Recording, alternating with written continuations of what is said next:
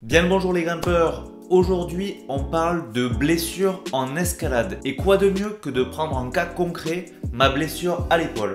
Je trouve que c'est un super exemple pour te montrer ce qu'il faut faire et aussi ce qu'il ne faut pas faire pour récupérer d'une blessure en escalade.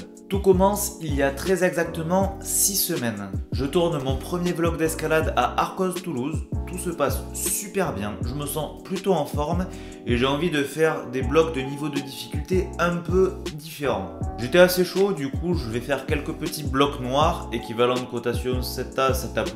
Et là je m'élance dans un bloc, je vais pour faire le mouvement de fin du bloc noir et là je m'étire de tout mon long et je sens une forte chaleur et une douleur assez forte qui arrive d'un coup au niveau de mon épaule. Vu que je voulais quand même finir le bloc, je force, je résiste et je termine mon bloc pour le topper et le valider. Mais une fois que je suis en bas, je me rends compte que je me suis quand même fait un petit peu mal sur ce mouvement. À ce moment-là, et vu la douleur que ça m'avait fait, je suspectais une petite déchirure musculaire et j'espérais que ça allait relativement vite passer. Du coup, j'arrête de grimper pour cette séance et j'appelle un médecin du sport pour prendre un rendez-vous. Le médecin du sport me confirme bien qu'il s'agit d'une déchirure musculaire et qu'en fonction de la gravité de la déchirure, j'en avais pour 4 à 8 semaines de récupération. Je t'avoue que ça m'a un petit peu embêté parce que j'ai clairement besoin de faire du sport pour mon propre équilibre et en plus de ça, j'ai énormément de vidéos à vous faire, je kiffe faire ça et j'avais pas envie de m'arrêter en si bon chemin. Du coup, le médecin du sport me prescrit une échographie et le premier rendez-vous que j'ai pu avoir était 1 mois après ma blessure. Je t'avoue que je me demandais bien à quoi ça servait de prendre un rendez-vous pour une échographie 4 semaines après m'être fait mal parce que moi j'estimais ma récupération à environ 4 semaines parce que j'avais mal mais pas trop. Mais bon, c'est déjà une première erreur de ma part parce que tant que je ne sais pas ce que j'ai, je peux pas savoir combien de temps de repos il me faut. Une semaine après m'être blessé à l'épaule, je retourne à Arcos pour tourner une vidéo où je fais des blocs dans un niveau de difficulté en dessous de mon niveau de base. Du coup je force un peu moins, mais il y a quand même 2 blocs qui m'ont fait un petit peu m'étirer au niveau de l'épaule et qui m'ont redéclenché un petit peu cette douleur.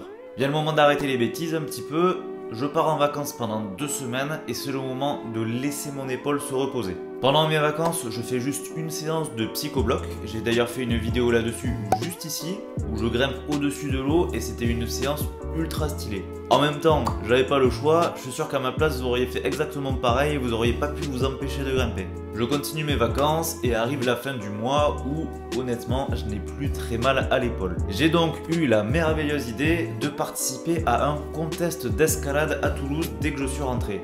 Alors qu'est-ce que c'est un contest d'escalade? C'est une salle qui organise un événement, une compétition où il y a des amateurs et des professionnels qui s'affrontent sur des blocs de qualification avec généralement une quarantaine de blocs de qualification et les 6 meilleurs des qualifications se retrouvent en finale pour s'affronter. En vrai c'est toujours des super événements de partage avec toujours des concerts, de quoi manger, de quoi boire un coup, etc. C'est super bonne ambiance, donc tout ça c'est stylé, mais le problème c'est que tu as l'atmosphère générale qui te pousse parfois à faire un petit peu des bêtises, tu vois. Donc j'ai grimpé un petit peu en me chauffant parce qu'il y avait des blocs, clairement j'avais envie de les essayer. Et ensuite, entre le moment où les qualifications étaient terminées et que les ouvreurs installaient les blocs de finale pour les finalistes, ils avaient organisé des sortes de mini-jeux. Mais les mini-jeux c'était quoi? C'était des courses de no-foot. No-foot c'est de la grimpe sans les pieds. Et ça il faut savoir que c'est ce que j'affectionne particulièrement le no-foot. Je ne peux pas t'expliquer pourquoi, mais je kiffe ça. Du coup je me retrouve à faire plein de courses de no-foot. Puis ensuite on m'a même proposé de prendre le concept à l'envers et de faire une course de lenteur. L'idée était donc d'être le dernier à arriver en haut de la voie en no-foot sans tomber. Et là j'avoue je me suis un peu chauffé, mais du coup je pense que j'ai pas mal tiré sur mon épaule, tu vois. Et là je t'autorise à m'applaudir parce que je pense que je suis reparti clairement quelques semaines en arrière en termes de récupération. J'avais mal, mais j'avais toujours envie de continuer à grimper et toujours envie de continuer à vous faire des vidéos. Du coup me voilà reparti avec Mathilde pour faire tous les blocs rouges d'Arcos. La vidéo est d'ailleurs juste ici. Pour que tu aies encore une idée des cotations, on est plus dans le 6B plus 6C. On fait tous les blocs, ça se passe bien, je m'étais pas fait spécialement mal lors de la séance, ça tirait mais sans plus. Ensuite vient le moment tant attendu de l'échographie. Alors là, sans surprise, grosse déchirure musculaire de mon épaule. Je retourne consulter pour qu'on m'analyse tout ça et on me dit que la déchirure musculaire que j'ai est le stade le plus grave des déchirures musculaires qu'on peut avoir. Et donc, je repars pour 6 semaines de récupération. Et là, je t'avoue qu'à l'heure à laquelle je parle, j'en suis déjà à 6 semaines depuis que je me suis blessé. Donc si j'avais respecté correctement les étapes de récupération, et ben là j'en serais déjà débarrassé, alors que là en fait je dois me retaper au moins 5 ou 6 semaines à faire attention à mon bras.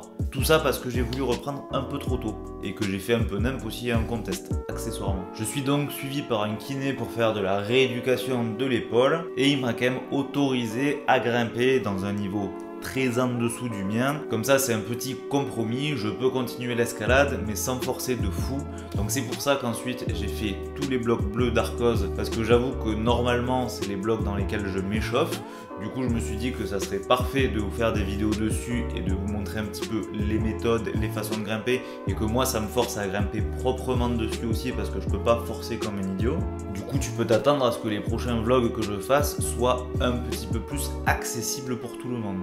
Bilan des comptes, on est actuellement 6 semaines après que je me sois fait ma blessure et vu les bêtises successives que j'ai fait lors de ma récupération, et ben là je suis reparti pour encore 5 ou 6 semaines. Donc ne négligez pas les durées de récupération, ne faites pas comme moi à faire n'importe quoi pendant votre récupération parce que clairement vous pouvez encore plus vous blesser et repartir pour des durées beaucoup plus longues. Du coup faites attention, ne reprenez pas trop vite. Quand vous reprenez tranquillement. Je sais que c'est frustrant de ne pas grimper dans son niveau, de ne pas aller dans ses projets de blocs, etc.